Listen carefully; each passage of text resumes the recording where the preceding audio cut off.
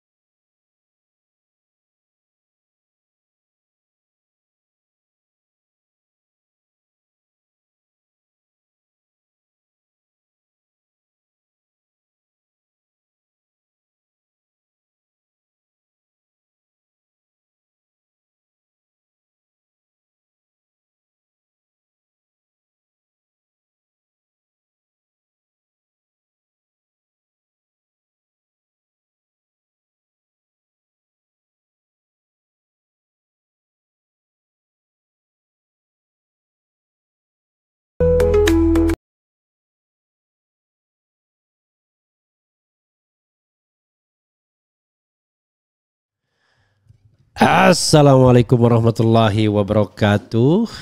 Sobat RH sekalian, jumpa lagi kita di channel yang keren ini. Keren cadas. Ya Sobat RH sekalian, ini ada berita menarik ya.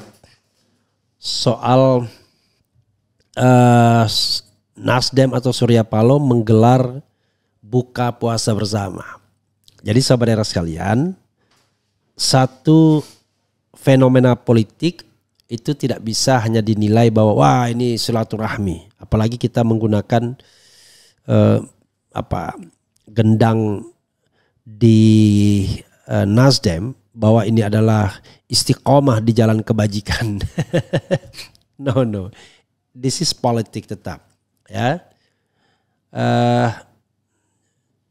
Jadi buka puasa ini tetap buka puasa politik, dan aktor-aktor yang diundang yang kemudian datang juga menunjukkan konstelasi politik. Jadi tidak bisa kita secara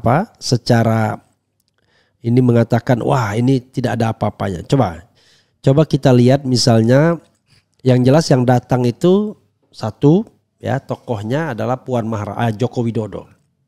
Lalu ada Puan Maharani, ada Tri Sutrisno. Itulah 3 tokoh yang puncak. Yang lainnya tidak terlihat, termasuk Presiden Prabowo. Oke, nanti akan kita lihat ya. Coba kita bacakan dulu. Nanti kita akan lihat why dan lain sebagainya. Coba kita lihat ya. Surya Paloh beber alasan duduk di APID ya. Nih, alhamdulillah. Nasdem gelar buka bersama, Jokowi hingga Puan hadir, Anies Baswedan belum. Ya, coba belum terlihat ya. Ini dari kemarin, tapi saya kira sudah nggak jelas ya. Partai Nasdem menggelar acara buka puasa bersama di kantor DPP Partai Nasdem atau Nasdem Tower, Jakarta Pusat kemarin ya. Bahkan bukan kemarin, 2 hari yang lalu. Berdasarkan pantauan suara.com, Jokowi tampil hadir di Nasdem Tower, kedatangan disambut sejumlah elit Nasdem dari mulai Victor Laiskodat, Siti Nurbaya hingga Ahmad Sahroni. Jokowi datang dengan pakaian batik berwarna dominan coklat. Usai disambut, Jokowi kemudian diarahkan untuk bertemu dengan Ketua Umum DPP Partai Nasdem Surya Paloh. Mantan wali kota Solo tersebut beserta petinggi Nasdem langsung berjalan menuju ke arah lift untuk menuju ruang acara buka bersama tanpa memberikan pernyataan apapun kepada awak media. Tak lama berselang, Ketua DPP PDIP yang juga Ketua DPR RI Puan Maharani turut hadir dalam acara buka puasa bersama Nasdem ini. Puan hadir dengan pakaian muslim berwarna putih yang disambut oleh elit Nasdem Lestari Murdiat, Sugeng Suparwoto hingga Saan Mustopa. Puan langsung bergegas diantar masuk ke dalam ruang acara. Saat ditanya awak media yang meliput, Puan mengaku akan membuka obrolan dengan Jokowi. Hangat dong, orang nggak ada apa-apa, hangat, kata Puan. Kemudian ketika disinggung soal hubungan PDIP dan Jokowi memanas akhir-akhir ini, Puan menegaskan hubungannya dengan Jokowi hangat. Selalu hangat, ujarnya. Di sisi lain, Puan mengaku baru mengetahui jika Jokowi diundang juga dalam acara buka puasa Partai Nasdem. Masa sih? Masa dia nggak tanya siapa aja diundang? Saya baru tahu Pak Jokowi datang. Saya datang ke sini kan diundang oleh Pak Surya Paloh untuk bukber di kantor Nasdem. Nanti baru mau ketemu Pak Jokowi, katanya. Sementara itu sejumlah tokoh juga sudah datang ke acara tersebut seperti Presiden PKS Ahmad Saiku, Wakil Ketua Umum PKB Jazilul Fawait hingga Wapres ke-6 Tri Sutrisno. Ada juga Gubernur Jakarta Pramono Anung. Sementara itu belum terlihat kedatangan dari Anies Baswedan yang dalam Pilpres 2024 lalu merupakan calon presiden yang diusung oleh Partai Nasdem. Surya Paloh duduk bersama Jokowi dan Puan Maharani di meja yang sama. Saat ketiga tokoh tersebut duduk dalam satu meja, terlihat ada pembicaraan serius dari raut wajah mereka. Meski begitu, tidak diketahui bahasan yang dibicarakan mereka dalam agenda Nasdem pada Jumat petang. Sebenarnya dalam meja tersebut juga ada Wapres ke-6 Tri Sutrisno namun tak terlibat langsung obrolan. Dalam kesempatan itu, Jokowi, Surya Paloh dan Puan mengobrol sambil menyantap makanan berbuka yang disajikan. Hal tersebut terlihat dari salah satu makanan yang disajikan di atas meja, yakni sate ayam. Pemandangan ini cukup menarik lantaran Jokowi merupakan bekas kader PDIP yang dipecat beberapa waktu lalu. Namun dalam pertemuan tersebut, Puan yang menjabat sebagai ketua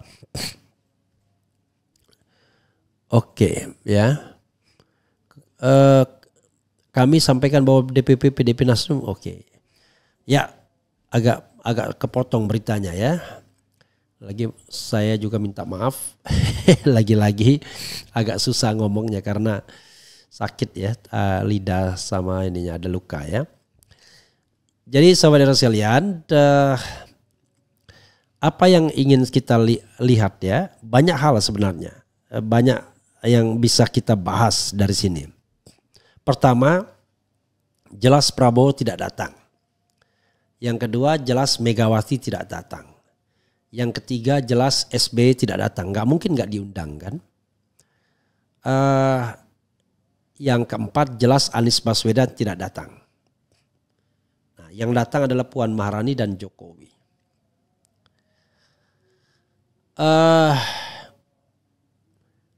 Bagaimanapun Surya Paloh ingin menjadikan dirinya sebagai kingmaker, ya kan?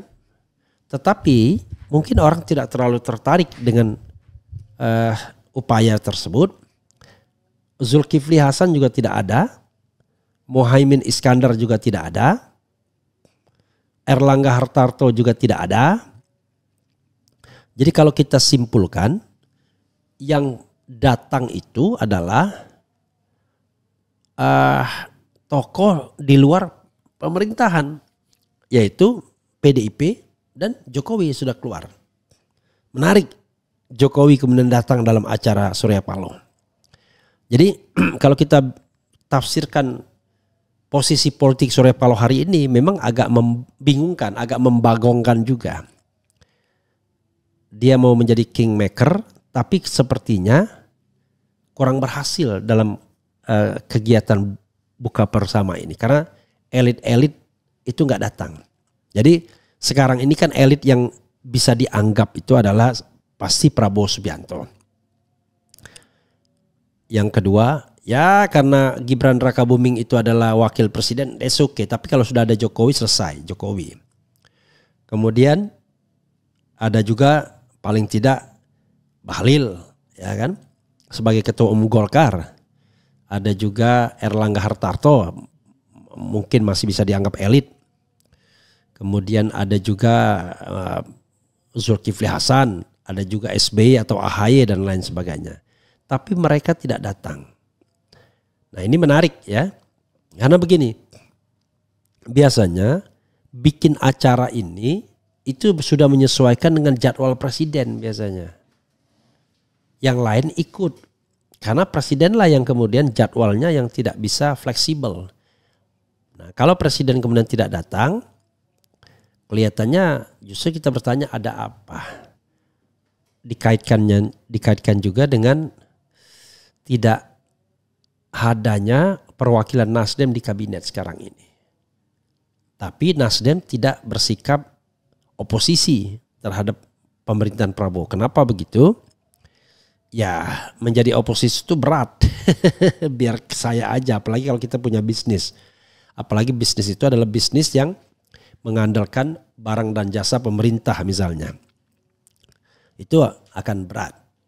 Walaupun tidak mengandalkan barang dan jasa pemerintah, itu bisa juga dihalang-halangi.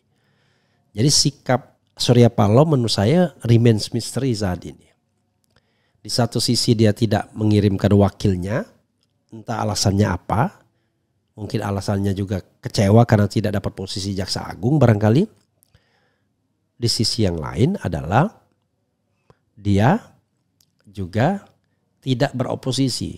Tapi sebenarnya sikap dia konsisten karena dia pendukung Anies Baswedan bukan pendukung Prabowo Subianto. Jadi sebenarnya apa yang dilakukan Nasdem tidak ikut dalam pemerintahan itu sudah benar sesungguhnya. Ya, ada konsistensi di dalamnya. Oke. Tapi upaya Surya Paloh untuk menjadi kingmaker itu yang kelihatannya tidak berhasil. Karena tokoh seperti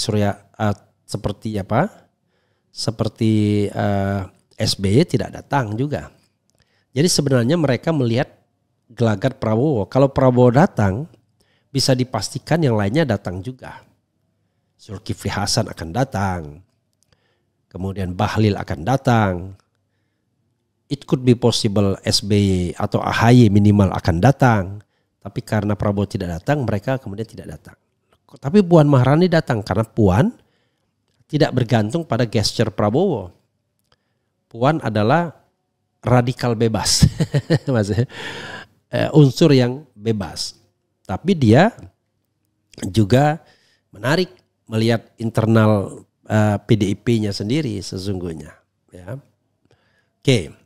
Kalau Trisno oke lah ya. Saya kira senior saja ya. Nah, maka kemudian hadirnya Puan atau duduk berdampingnya Puan dan Jokowi menurut saya bukan sesuatu yang didesain. Karena kebetulan mereka lah pejabat puncak yang datang. Satu mantan presiden 2 periode dan satunya adalah masih menjabat sebagai ketua DPR. Jadi wajar kalau mereka kemudian duduk satu meja dengan Surya Paloh plus Trisno yang dianggap sebagai senior dan mantan wakil presiden.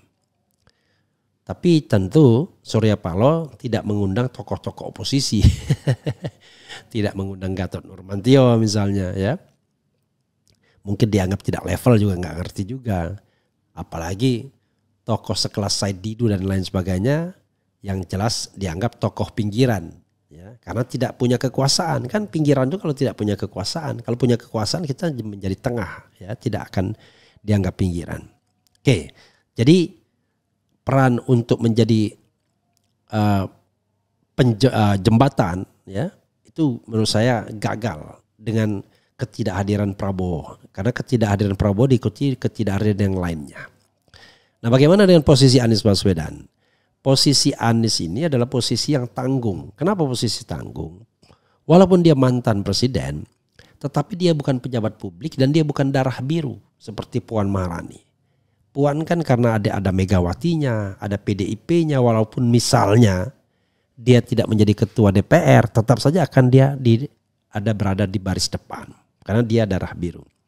Jadi barangkali ada baiknya Anies tidak ikut dalam kelompok-kelompok elit seperti ini. Tetap ada di barisan rakyat saja. Ya, ini kan kelompok kongko-kongko elit sesungguhnya yang digagas Surya Paloh ini dan tidak berhasil juga menurut saya. Oke, lalu bagaimana dengan Jokowi PDIP? Begini,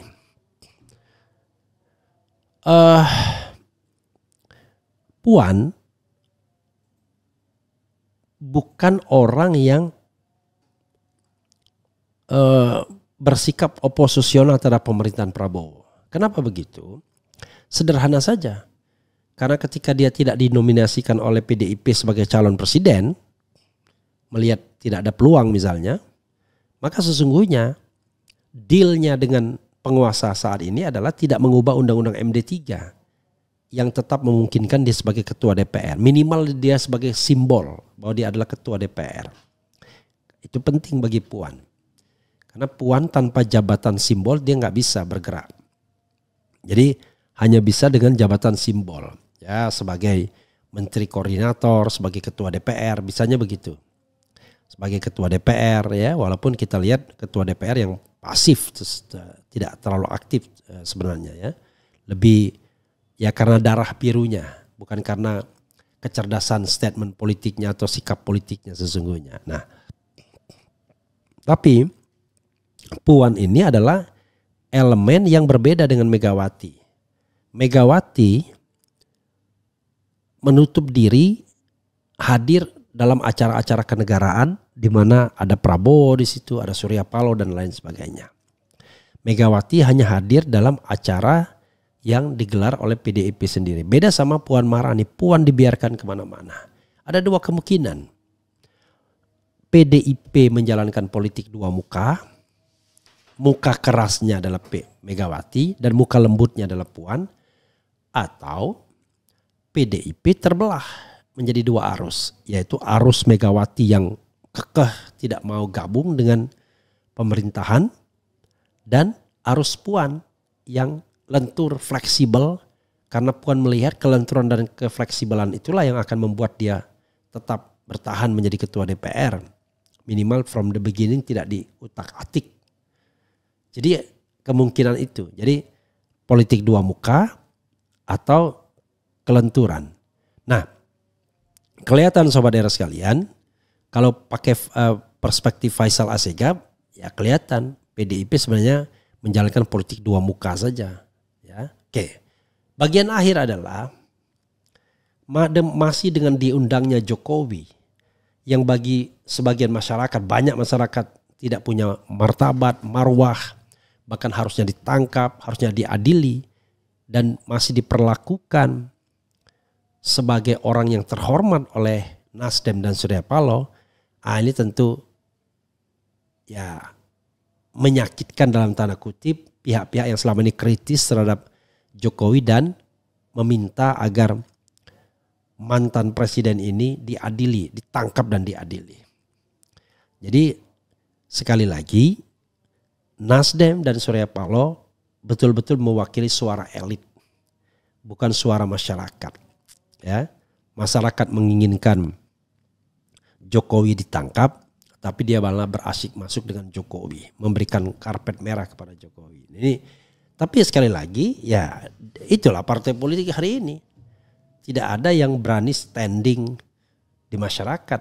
Misalnya dalam kasus-kasus PIK dan lain sebagainya. Mana partai politik hadir, ya kan? Tapi kalau buka puasa bersama para elit, hadir semua ya. Senyum-senyum dan lain sebagainya.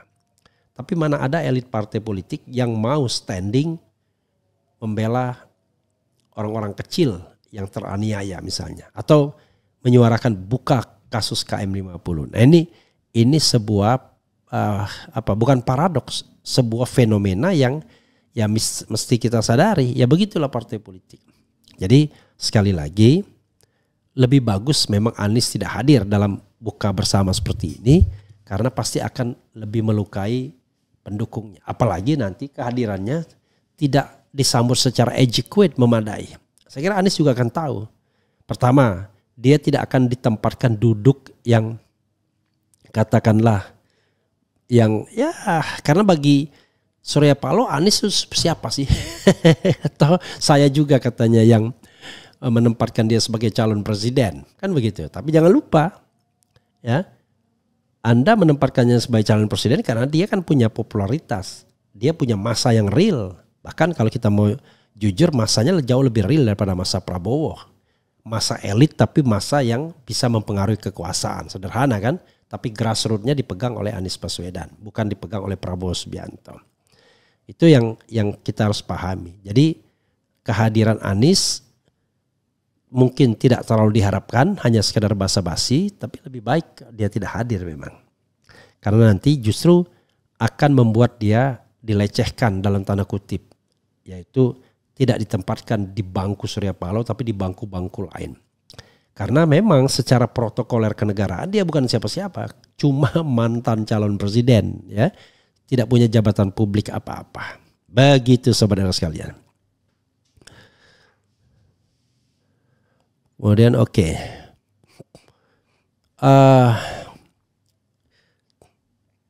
Kita lihat ya. Kita bacakan komentar sobat era sekalian.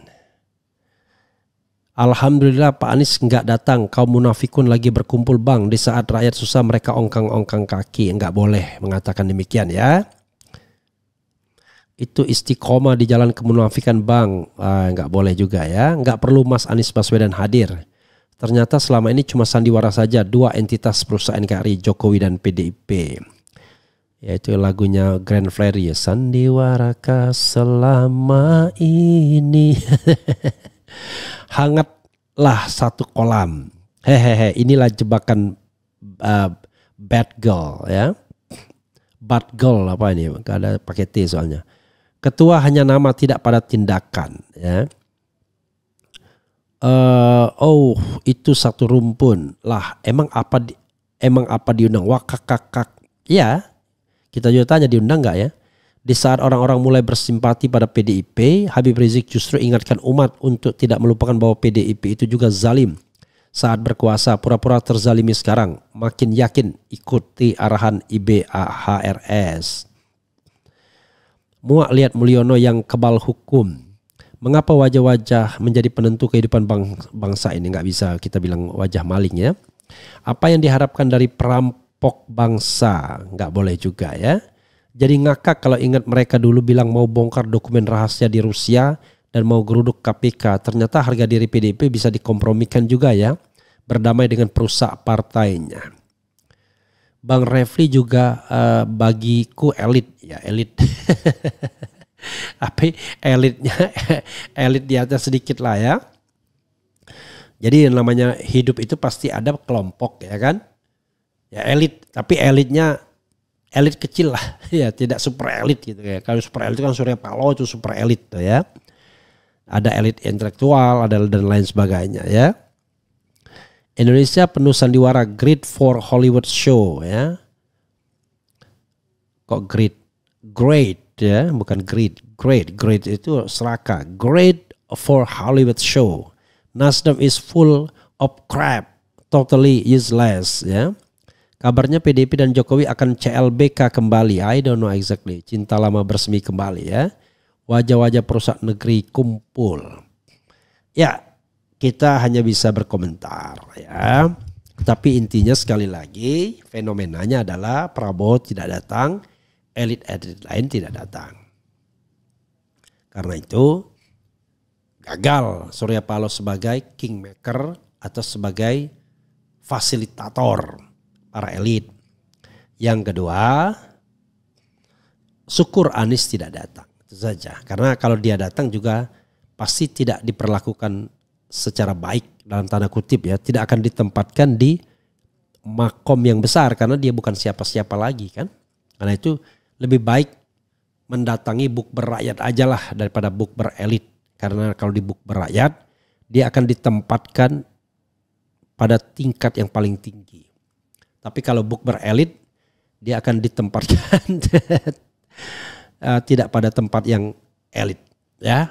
Itu saja sobat era sekalian. Wassalamualaikum warahmatullahi wabarakatuh. Keren, cadas, ciao.